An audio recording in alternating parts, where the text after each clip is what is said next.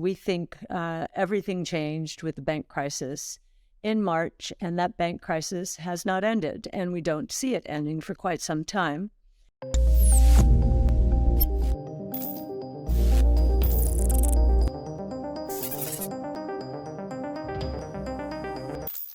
Bitcoin eyed a reclaim of further lost ground on May 5th as $30,000 remained in play. The pair had dipped with United States equities at the Wall Street Open the day prior, but the weakness was short-lived as $29,000 support returned. Ongoing market jitters from the U.S. banking crisis, now impacting several regional banks, continued to shape observer sentiment. Hello and welcome to Money Talks. In today's video, Cathie Wood updates us about the banking crisis and whether it will end soon or not yet.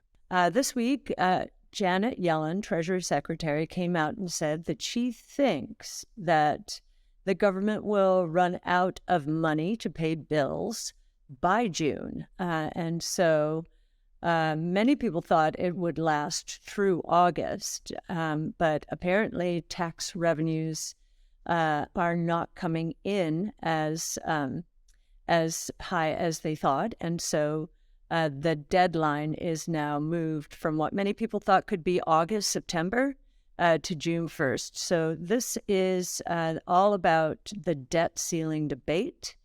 And we know there is a big divide between the president's proposed budget and what the House is coming up with.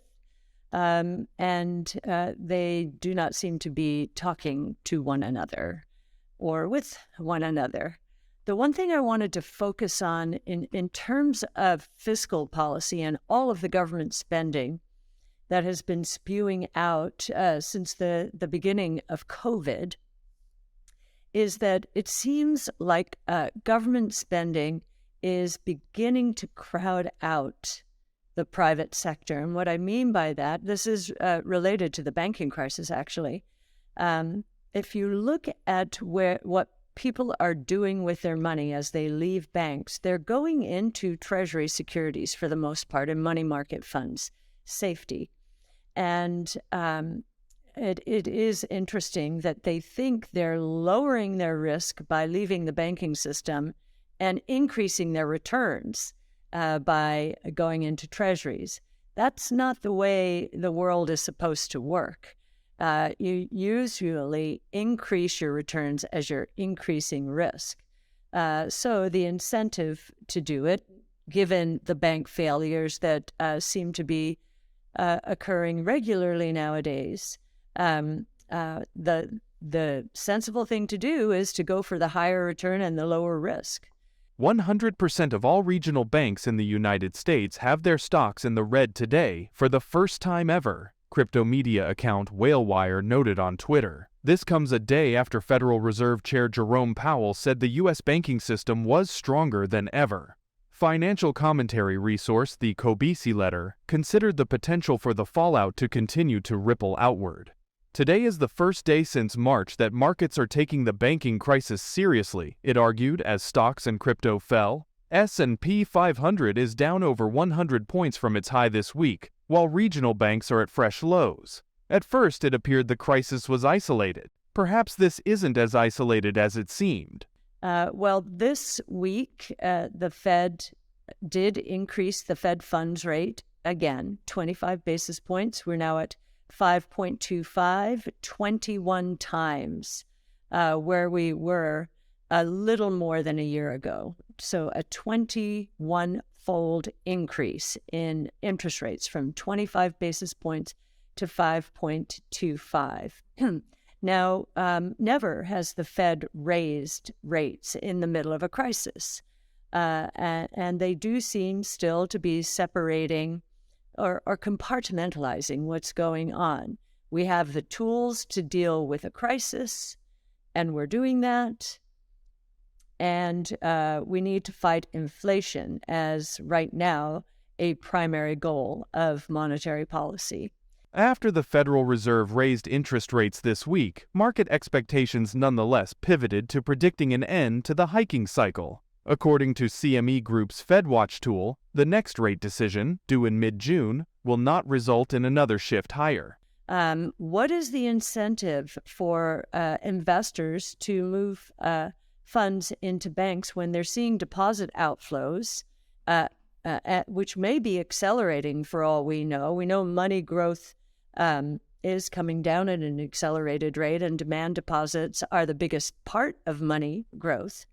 Fed has just raised rates. That's another incentive to move away from these banks that are somewhat hamstrung in terms of competing with money market funds, because during COVID, they made two mistaken assumptions. And I'm going to, unlike a lot of people, I'm going to say those assumptions were understandable. And I wish that the administration would focus on that instead of making these bank management teams out to be, really stupid and irresponsible almost. The two assumptions were, and this was in the heat of the COVID crisis, when deposits associated with stimulus payments were flying into the banks. Their deposits were increasing at a very rapid rate, and they needed to decide what to do with that money. Do they buy securities? No one was taking out loans back then, and they didn't really want to give loans because it seemed like a very risky thing to do. And they looked at the Fed's forecast to the end of this year, 2023, and saw that the Fed agreed that we were going to be in harm's way for quite a while because of COVID, and their own forecasts were for short-term interest rates to be in the 0.2% range by the end of 2023. So these bank management teams did what they thought at the time was the prudent thing to do, and that was buy securities and label them hold to maturity. So they bought government-backed securities. They bought safe securities and put them into a category called held to maturity or hold to maturity. They were yielding 1.5% in the 1.5% range. Well, if you thought short rates were going to be 0.2% by now, that would be a nice spread. That was a decent yield. So that was the first mistake, not assuming that the Fed would raise interest rates 21-fold within a couple of years' time. And the reason they made that assumption is because it has never happened before. Even in the early 80s, when Volcker was trying to strangle inflation out of the system, interest rates went up twofold, from 10 to 20%, not 21-fold. And expectations for low interest rates for longer, that has been the going assumption for the last 12, 13 years, 14 years, since the 08-09 crisis. So you can understand why they made that decision. So what are your thoughts about Cathie Wood's prediction of the banking crisis? Tell us in the comments. Also, don't forget to like and subscribe. See you soon with the next video. Thank you so much for watching.